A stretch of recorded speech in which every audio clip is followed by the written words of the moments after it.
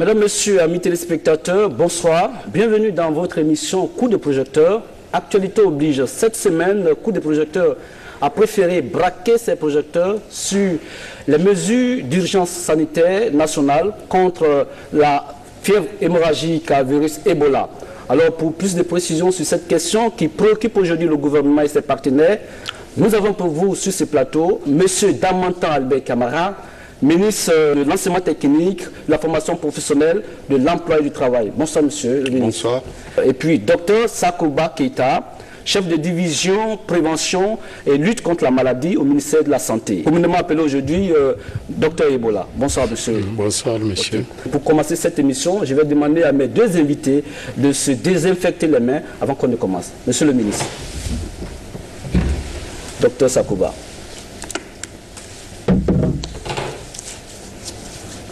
Voilà, après cet exercice de désinfection des mains, nous allons avec vous suivre le premier reportage tout des terrains de cette émission qui fait la lumière, toute la lumière sur les mesures prises par le gouvernement guinéen, les partenaires, aussi les autorités sanitaires pour contenir le mal à nos frontières, à l'aéroport, puis au port de Conakry, mais aussi dans les débarcadères.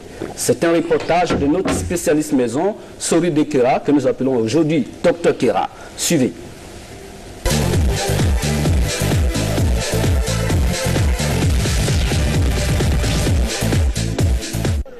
À 40 km du chef-lieu de la préfecture de Forêt-Caria, le district de Pamelap est l'un des villages frontaliers de la Guinée avec la République sœur de Sierra Leone. Ici, à la limite entre les deux pays, un poste de contrôle sanitaire frontalier est mis en place. Il entre dans le cadre du renforcement des mesures sanitaires le long des frontières entre les trois pays de la Mano River Union affectés par le virus Ebola. Les médecins qui sont là, on les a dit, quand vous finissez d'examiner quelqu'un, donnez un papier ou un tampon. Quand nous, les agents, on le voit ici, on le voit à la frontière, il était comment dirais-je, examiné. Là, on le laisse passer. Mais quand on trouve quelqu'un, on prend quelqu'un ici qui n'a pas ce bout de papier, on le fait retourner. Le renforcement des dispositifs sanitaires frontaliers est l'une des recommandations du sommet des chefs d'État de la Mano River tenu récemment à Conakry. La chaîne du contrôle commence par le lavage systématique des mains, suivi du pointage et de la prise de la température. Le passager est ensuite reçu par un staff médical qui pousse l'interrogatoire. Objectif, écarter tous les risques liés à la fièvre hémorragique à virus Ebola. Chaque équipe de contrôle comprend un civil et un militaire, tous des médecins. Ils sont étoffés par une équipe locale de la direction préfectorale de la santé. Si nous découvrons ou bien dépistons un cas, on a des moyens pour alerter une équipe qui est basée à Forêt-Caria. Outre les frontières terrestres, l'application des mesures sanitaires est également perceptible aux autres points d'entrée du pays. Des débarcadères à l'aéroport international de Bessia en passant par le port autonome de Conakry, les passagers de quelque provenance que ce soit obéissent au même système de contrôle mis en place par les autorités sanitaires. Je pense qu'il y a quand même une psychose. Je veux quand même dire une chose, je pense que les médias grossissent beaucoup la chose. Et ça fait peur aux gens. Mais moi, je dirais aux gens, je suis passé 15 jours là, j'ai rien vu de spécial. Il faut faire des préventions, c'est tout. Voilà. Les bateaux continuent à venir, à faire la desserte du port de Conakry. En aucun cas, en aucun moment, il n'a été question de la fermeture du port de Conakry. Dans le cadre de l'urgence contre cette fièvre hémorragique à virus Ebola et en lien avec la déclaration de l'urgence sanitaire nationale décrétée par son Excellence sur le plan de la République, et des mesures ont été envisagées, dont entre autres la mise en place de barrières sanitaires au niveau de tous les postes frontaliers et des grands débarcadères. L'application de ces barrières sanitaires est bien accueillie par les autres pays affectés par la maladie, mais aussi par la communauté internationale. Elle constitue la meilleure stratégie pour venir à bout de l'épidémie dans les trois pays. It's a very good move by the Guinean government. Le gouvernement en Sierra Leone pense que c'est une bonne occasion et aussi nous sommes très très heureux de voir les deux gouvernements mettre en accord pour ce programme-ci et ensemble nous allons combattre la fièvre Ebola. Nous voulons aider les gens de Guinée dans un partenariat les agences des Nations Unies, le système des Nations Unies. Et nous voulons vous dire que nous sommes coordonnés pour donner le plus d'assistance que nous pouvons trouver. Mais aussi, nous voulons que dans la côté de votre pays, on a toujours la plus grande coordination que vous pouvez faire.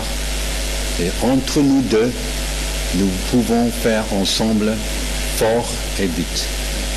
Au peuple de Guinée, je voudrais dire que le système des Nations Unies, il est avec vous dans cette lutte. Et ensemble, nous voulons convaincre Ebola. Au total, 41 postes de contrôle sanitaire sont installés aux différentes frontières de la Guinée avec les pays limitrophes. Pour l'accomplissement correct de la mission sur le terrain et la coordination des activités entre les postes, le chef de l'État a offert des moyens logistiques composés de motos et de véhicules tout-terrain au Comité national de crise sanitaire.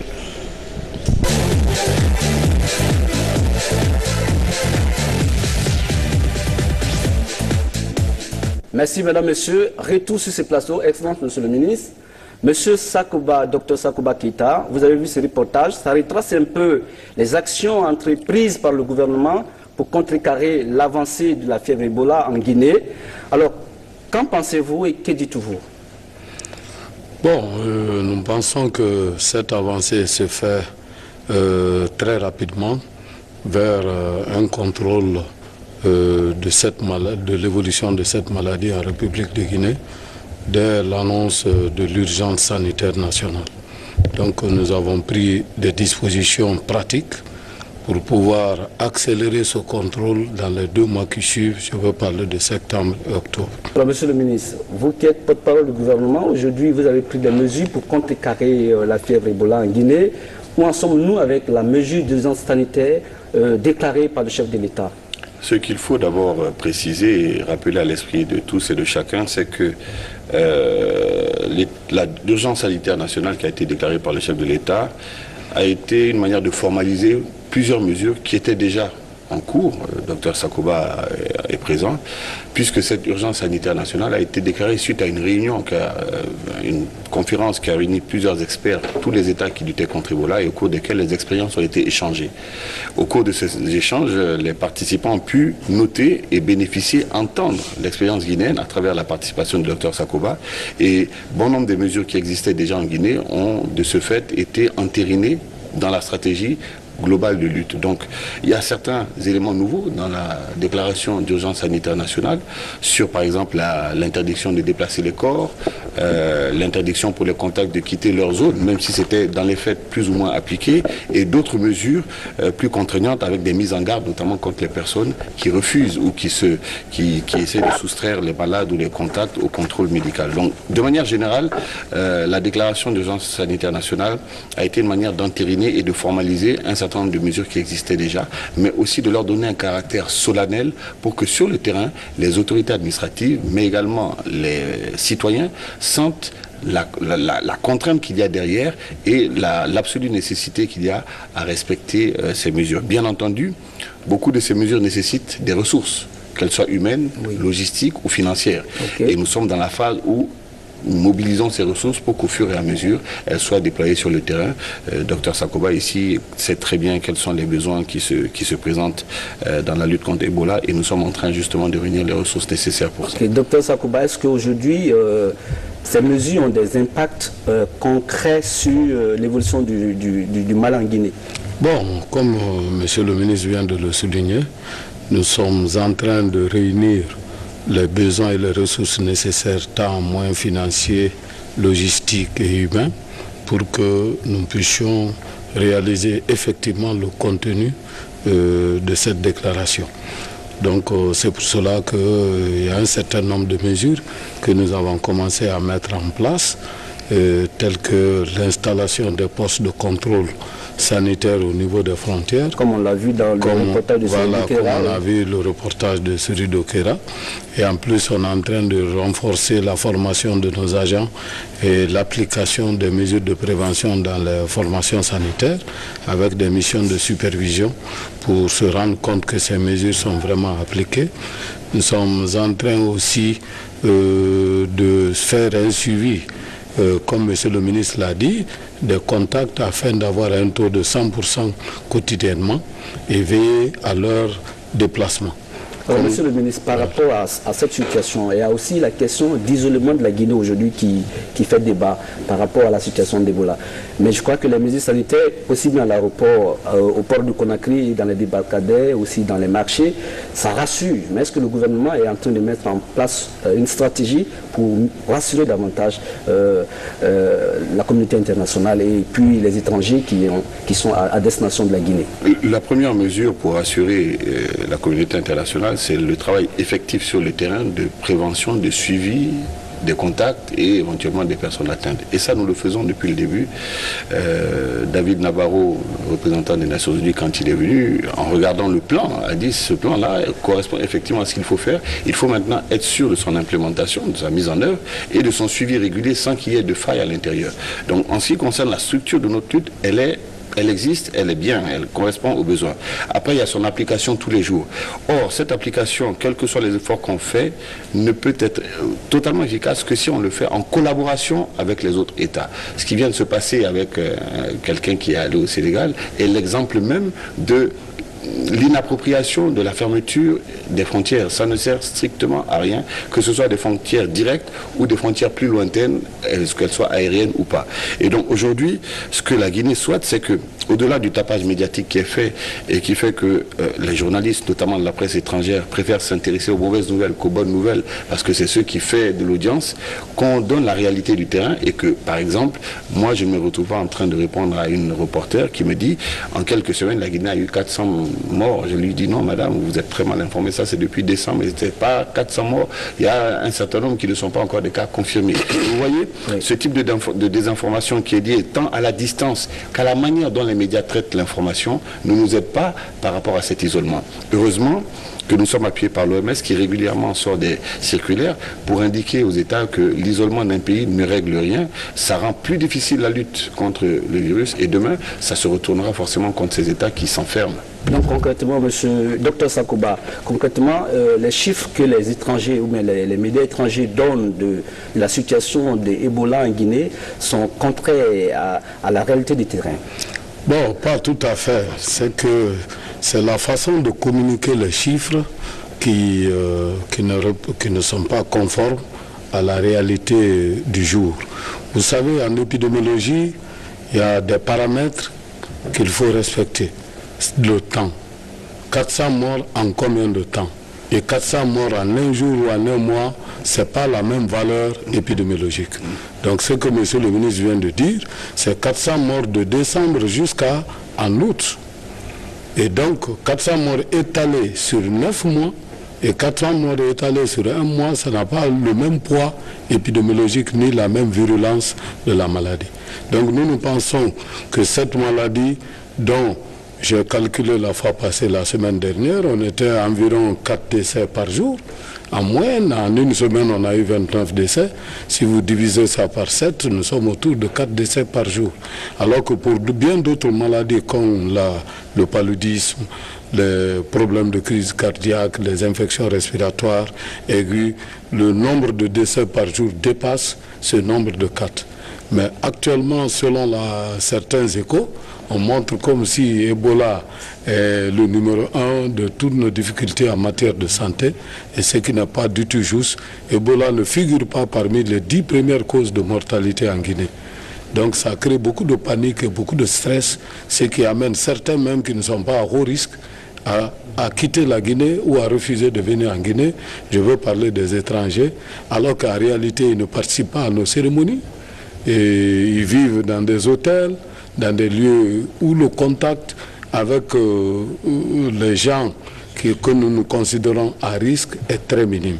Donc concrètement, la notion d'isoler les pays atteints de la maladie, c'est un faux débat. Au contraire, il faut investir et apporter des assistances, des contributions pour qu'on lutte concrètement contre la maladie. Bon, moi, ce que nous créons, c'est l'effet contraire de l'isolement. L'isolement, ça fait baisser les revenus des gens, ça agit sur l'économie. Et nous sommes en train de transmettre des messages d'éducation pour qu'on pratique les mesures de prévention.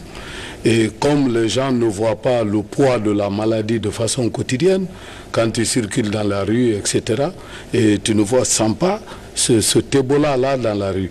Donc ce qui fait qu'alimente un peu les rumeurs pour dire que la maladie n'existe pas, que c'est une manière pour les gens de mobiliser des ressources, etc. Donc nous pensons que sur ce sujet, il faut placer Ebola dans son contexte et diminuer le stress mondial qui se trouve autour de ça, et que les gens peuvent vaguer à leur service et les relations normalement. Nous, on va renforcer le suivi des contacts, renforcer la prise en charge des cas, et nous verrons que nous pouvons contenir cette maladie selon notre plan accéléré en 2 mois. Monsieur le ministre, porte-parole du gouvernement, aujourd'hui les représentants ou bien les professionnels de la santé sur le terrain ont quelques difficultés à passer le message et puis à sensibiliser les populations par rapport à ça. Quelles sont les mesures concrètes prises? Oui, ça fait partie des premières difficultés auxquelles l'équipe s'est retrouvée confrontée quand l'épidémie a commencé, cette tendance à nier son existence. On a eu des cadres, des intellectuels qui sont allés dans leur communauté dire aux gens c'est faux, c'est pour vous tuer, ça n'existe pas, n'acceptez pas, il y a des médicaments par-ci, on peut le traiter comme ça. Voilà où l'irresponsabilité d'un certain nombre d'individus peut amener toute une zone à résister au traitement et à faire de telle sorte que le suivi dans cette zone-là devient difficile. Vous savez, je veux revenir peut-être un peu sur cet ensemble qui concerne en fait la sensibilisation, la communication et ce qu'on doit dire autour de cette épidémie. Le président de la République a été le premier à dire aux États-Unis qu'il faut une réponse internationale contre Ebola. Ça ne sert strictement à rien de penser qu'en s'enfermant, on va pouvoir résister à ça. Nous pouvons comprendre que certains États, sur la pression d'un certain nombre de corporations, on peut penser par exemple au monde du tourisme, au monde hôtelier, qui peuvent dire à leurs gouvernants, écoutez, si vous ne prenez pas de mesures, nous, on ne va plus recevoir de touristes, nos hôtels vont fermer, ainsi de suite. D'accord, mais il appartient aussi au gouvernement de prendre en compte l'ensemble de l'équation. Si nous n'apportons pas une réponse globale, internationale, transfrontalière à la lutte contre l'épidémie, on ne s'en sortira pas. La Guinée est la première à le savoir dès l'instant où, à un moment donné, si mes souvenirs sont bons, docteur, je crois qu'on est arrivé à peut-être moins de 10 cas sur toute l'étendue du territoire. Oui, moins de 5 et puis brusquement, oui, avec les frontières que nous avons avec le Libéral et Sierra Leone, le pic est remonté. C'est une réponse internationale et effectivement, sur le terrain, il faut que tout le monde s'associe pour faire passer le message. Et notamment les médias. Malheureusement, vous avez aujourd'hui des médias qui nous proposent, nous, comité de riposte, un budget de 300-400 millions pour faire de la sensibilisation sur Ebola. Voilà. Ça, c'est quand même dommage. Ok, docteur Sakoba, le problème qui exacerbe un peu la façon de contenir la maladie, c'est qu'il y a des confusions entre les symptômes de Ebola et les symptômes du palu. Qu'en est-il exactement? Plus de précision pour les téléspectateurs. Au fait, c'est vrai que nous avons annoncé les symptômes classiques de cette maladie qui sont la fièvre, les courbatures, la diarrhée, vomissement, et parfois saignement. Mais le constat est que beaucoup d'autres maladies déjà produisent ça chez nous et qui viennent confondre à cette situation. Mais au fait, sur le plan épidémiologique, lorsqu'on tient compte de d'autres facteurs de contact, de la provenance et des événements survenus dans la famille, on s'oriente très facilement autour d'Ebola. Donc c'est ce qui arrive. Sinon pour le grand public, on a vu même des cas d'Ebola sans fièvre. Et donc là, ce qui complique pour les gens, c'est que sûr, quand on est proche d'une famille qui a déjà eu Ebola, ou participé à l'enterrement d'un sujet qui a été déjà confirmé, où on est en provenance d'un lieu où sévit cette maladie, dès l'apparition de ces signes que je viens de citer, c'est mieux de consulter. vaut mieux consulter qu'on vérifie à travers les examens biologiques si votre souffrance est due à Ebola ou non. Au lieu de chercher de faire des automédications et écouter des esprits malins qui sont en train de faire circuler des fausses nouvelles qu'il y a un médicament qu'ils sont en train d'injecter dans certains quartiers de Conakry et dire qu'eux-mêmes ils ont des vaccins, ou bien certains guérisseurs qui disent qu'ils ont le médicament. Donc pour le moment, on vous a dit que personne ne détient ce médicament et il n'y a pas eu de vaccin en Guinée encore contre Ebola, ni de traitement ambulatoire qu'on pourrait faire dans les quartiers. Alors avant de revenir rapidement sur la question de l'implication des guérisseurs traditionnels dans le traitement de Ebola, on va suivre avec vous le micro-trottoir de notre reporter Adia Toubari sur cette question, l'implication des guérisseurs traditionnels, mais aussi ce que la communauté guinéenne pense des mesures d'urgence sanitaire prises par le gouvernement. Suivant.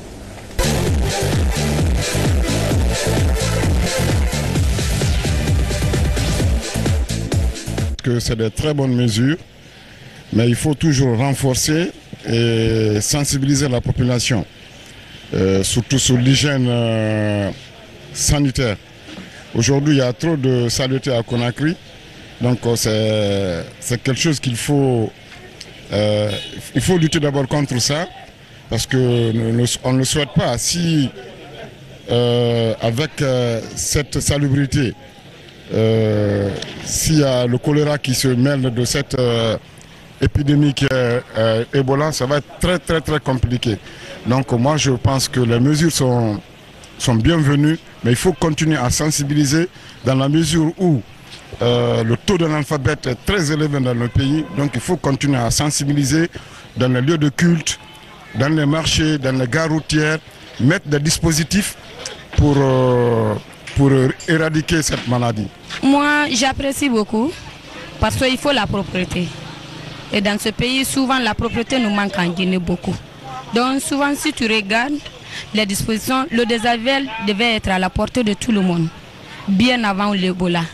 Mais comme l'Ebola est venu, nous devons tous prendre les dispositions pour combattre cette maladie qui est là à détruire ce peuple maintenant. Par rapport à la mesure sanitaire pour lutter contre le virus Ebola, je vais dire que vraiment le gouvernement sont en train de mettre des mesures, comment dirais-je, qui va à l'intérêt de la population.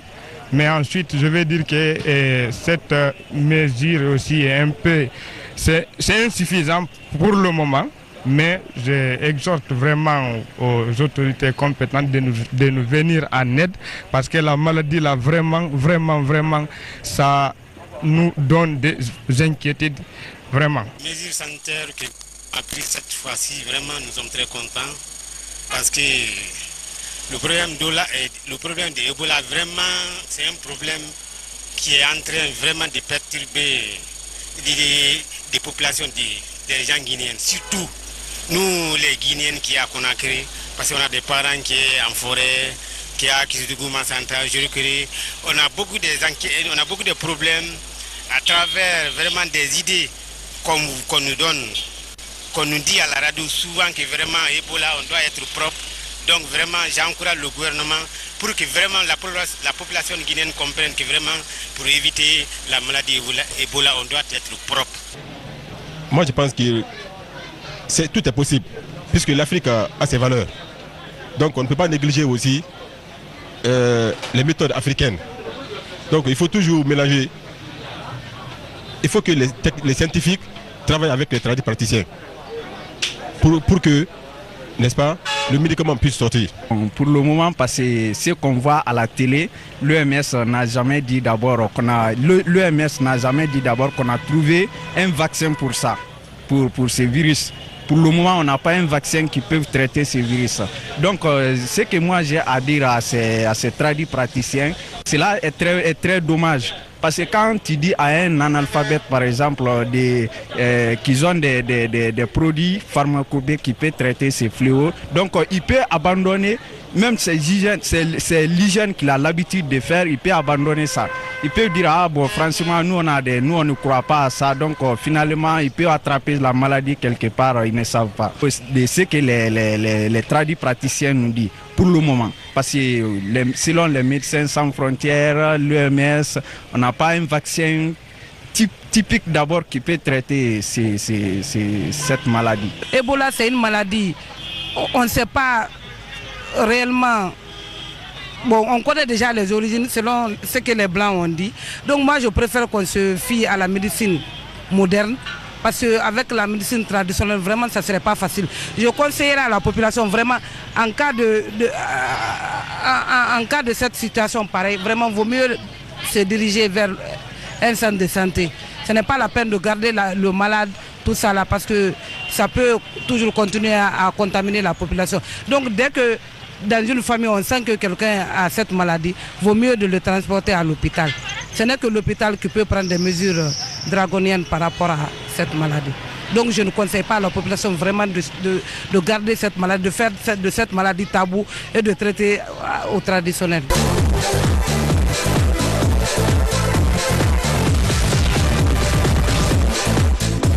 Merci, mes téléspectateurs, merci. Retour sur ce plateau. Monsieur le ministre, voilà, selon le citoyen guinéen lambda, les guérisseurs traditionnels tentent de se mêler à la danse et de contribuer à contenir le mal. Est-ce que concrètement, c'est vrai que les guérisseurs traditionnels ont les moyens efficaces de participer contre Ebola? Merci pour une question très pertinente qui est déjà en réflexion depuis un certain temps. Et personnellement, j'ai été touché par déjà plusieurs guérisseurs qui auraient sorti et souhaité intervenir dans le traitement en cas d'Ebola. Mais pour toute intervention du point de vue traitement, la logique voudrait en médecine qu'on présente un protocole de traitement. Parce que tout médicament a des effets positifs et des effets négatifs sur l'individu. Comment pourrons-nous nous organiser pour faire ce suivi et évaluer ces effets et quelles sont les précautions que nous allons prendre pour atténuer ces différents effets secondaires sur la vie du sujet. Et l'un des problèmes les plus importants sur le plan organisationnel, lorsque vous proposez un schéma de traitement pour une maladie, vous devez vous-même suivre le cas. Parce que c'est à vous de prélever leurs paramètres tous les jours et décider de son évolution normale ou non. Mais les premiers cas qui me l'ont présenté, ils n'étaient pas prêts à aller dans les centres de traitement suivre l'effet de leurs médicaments sur les malades qui sont là-bas. Ils voulaient que ce soit nos agents de santé qui n'ont pas fabriqué le médicament, qui fassent ce suivi à leur place. Et dans la déontologie, c'est celui qui propose le traitement et qui doit suivre les effets et les évaluer et communiquer les résultats. Donc cette façon organisationnelle manque beaucoup à nos guérisseurs traditionnels et nous on est obligés de tenir compte des règles scientifiques pour pouvoir dire que tel médicament est bon ou bien n'est pas bon. Donc voilà un peu, nous sommes assujettis à respecter ces règles parce qu'il faut prendre des garanties pour la vie des citoyens. Nous ne voulons pas des médicaments qui vont accélérer le départ des gens, mais nous voulons au contraire des médicaments qui puissent les guérir et pour qu'ils puissent retourner dans leur communauté. Je n'irai pas plus loin que ce que Dr Sakoba vient de dire, ça me semble évident. Je tablerai plutôt sur utiliser les guérisseurs pour sensibiliser les gens à aller vers les centres de traitement qui existent aujourd'hui et qui font leurs preuves. Parce que ce qu'on oublie trop souvent de dire et qui pourrait également rassurer les gens, c'est que plus vous allez tôt dans les centres de traitement, plus vous avez des chances de vous en sortir. Et ça aussi, ce message ne passe pas suffisamment, ce qui fait que les gens se croient définitivement condamnés lorsqu'ils ont le virus Ebola, alors que la probabilité de guérir est plus grande lorsque vous allez rapidement et que vous êtes pris en charge. Et certainement, il y a des gens qui sont passés par les centres, chez vous, des centres de traitement d'Ebola, qui en sont sortis guéris. Aujourd'hui, leur intégration sociale, certainement, il y a des problèmes, je crois, docteur. Peut-être que je voudrais revenir un peu sur le thème des guérisseurs. Cette histoire que nous avons vécue avec l'évolution d'Ebola, on a eu quand même des constats un peu amers avec l'introduction de nos guérisseurs. Parce qu'ils ont eu à retarder la prise en charge sur certains et qui sont décédés très rapidement dans nos centres. Par exemple, quand tu viens, c'est quand ils voient que l'échec de leur traitement, ils les orientent vers les centres de traitement. Donc la proposition que M. le ministre vient de faire, c'est mieux de les utiliser pour qu'ils servent de pont pour le dépistage précoce et le conduire. Il y en a qui l'ont fait. C'est-à-dire, nous, une fois qu'on a tissé la collaboration avec les guérisseurs, tous les patients qui venaient, ils nous orientaient ça dans nos formations sanitaires. Par contre, l'histoire de Caporo, c'est un guérisseur qui a retardé la prise en charge des cas et on a eu assez de morts dans cette famille et ce qui a donné une connotation négative sur leur participation dans le cadre de cette riposte contre l'épidémie d'Ebola. Donc ceux qui s'orientent le plus tôt que possible dans les centres sanitaires ont plus de chances de guérir que ceux qui restent cachés dans les maisons. Mais à propos des personnes qui sont passées dans les centres et qui ont recouvré la guérison, à propos de leur insertion sociale.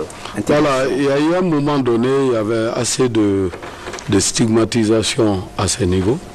Au fur et à mesure que les Guinéens ont reçu beaucoup plus d'informations, on utilise beaucoup d'entre eux actuellement pour aller sensibiliser. La fois passée à Accra, lors de la réunion, nous sommes partis avec deux qui ont fait le récit de leur séjour dans les CTE et ils ont vraiment, c'était très pathétique et nous continuons à les utiliser. Il y a même certains qui sont utilisés par MSF dans le travail de riposte que nous avons engagé. Donc certes, on a eu une de nos enseignantes qui a été exclue dans une école privée suite à la survenue de cette maladie Ebola. Le gouvernement est en train d'envisager et tous ces survivants au nombre de 100 et quelques et qui ont perdu leur emploi à cause d'Ebola, je crois qu'il sera examiné de façon très favorable par le gouvernement pour voir comment on peut le rétablir. Il y a aussi des programmes dans notre plan accéléré, des lignes pour assistance aux gens qui ont eu Ebola et même une assurance pour eux pour que nous puissions le rétablir dans leurs droits. Par rapport à l'intégration, l'insertion sociale des personnes guéries d'Ebola, est-ce que le gouvernement est en train de prendre des dispositions? Oui, effectivement, comme il le dit, ce sont d'abord les résultats de cette psychose et qui fait que même quand la personne est déclarée scientifiquement guérie, cette psychose et cette peur de la contamination persiste.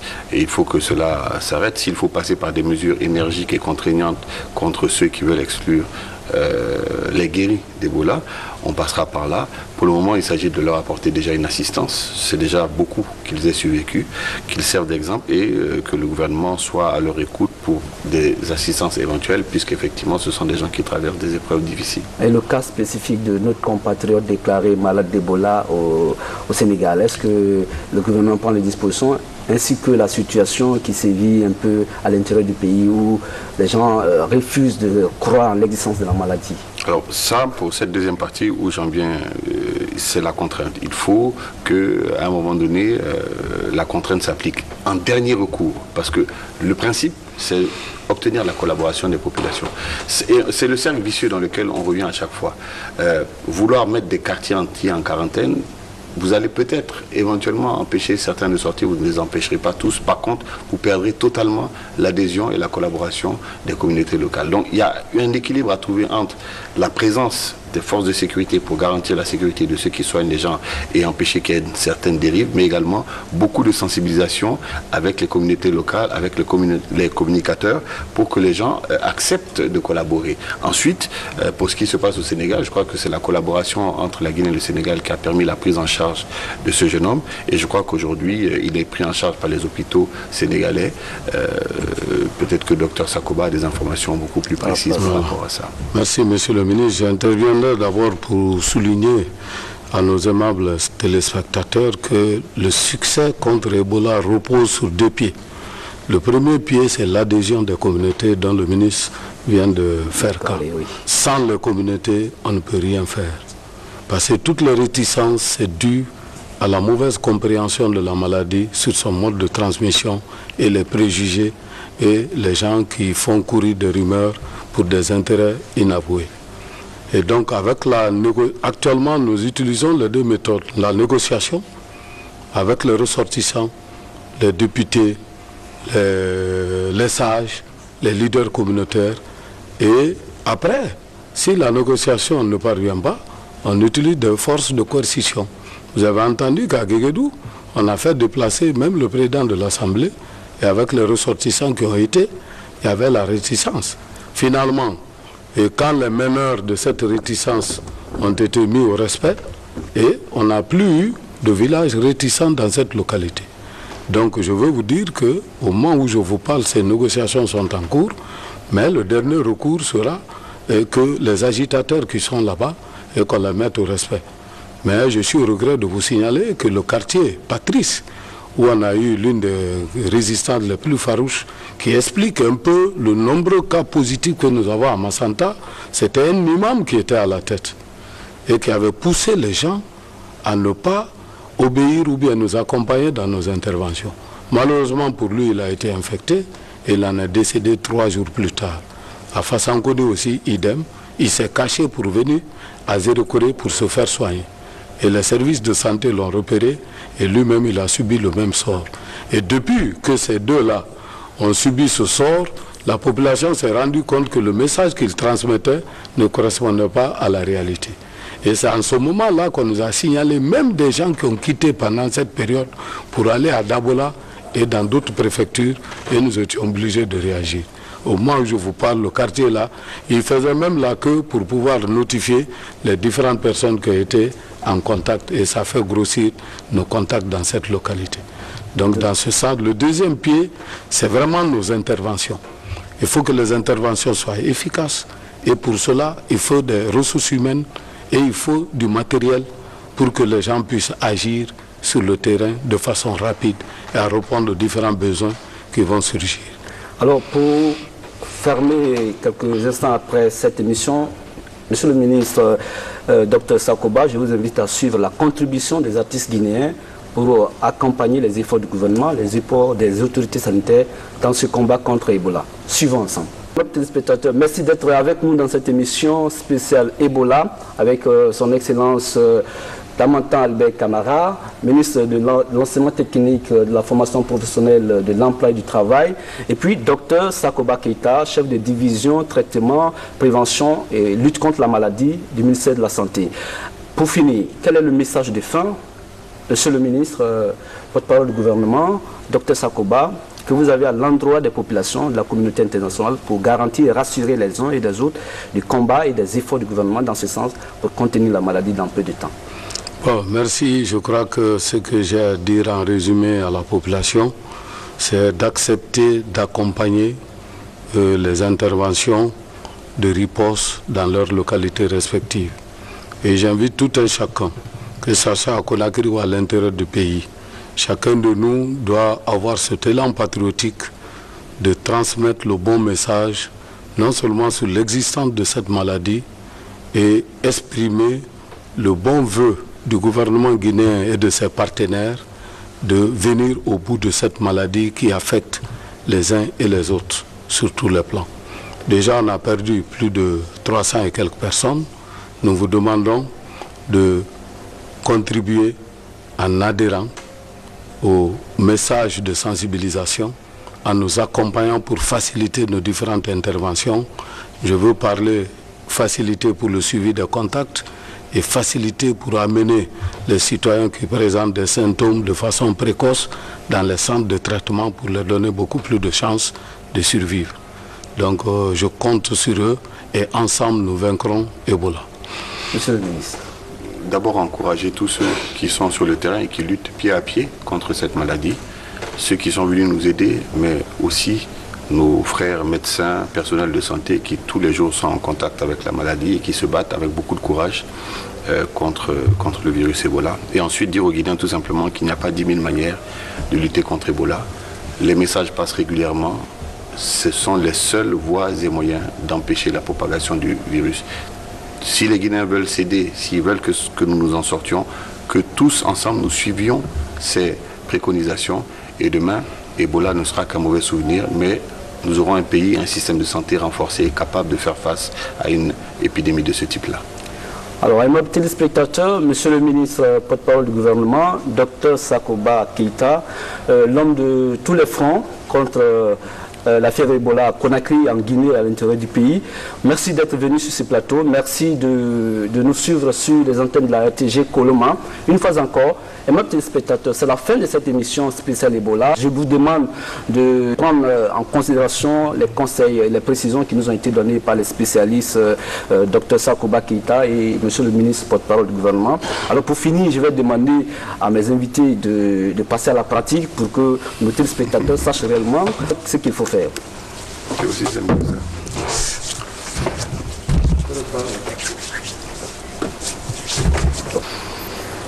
Mesdames, Messieurs, mes téléspectateurs, merci de rester fidèles à la télévision guinéenne, à la RTG Coloma. C'est la fin de cette émission, ce n'est pas la dernière. Toutes les fois que c'est possible, nous verrons Dr Sakouba avec nous et puis Monsieur le ministre porte-parole du gouvernement pour parler d'Ebola. C'est la fin de cette émission. Merci de nous rester fidèles. Une fois encore, au revoir.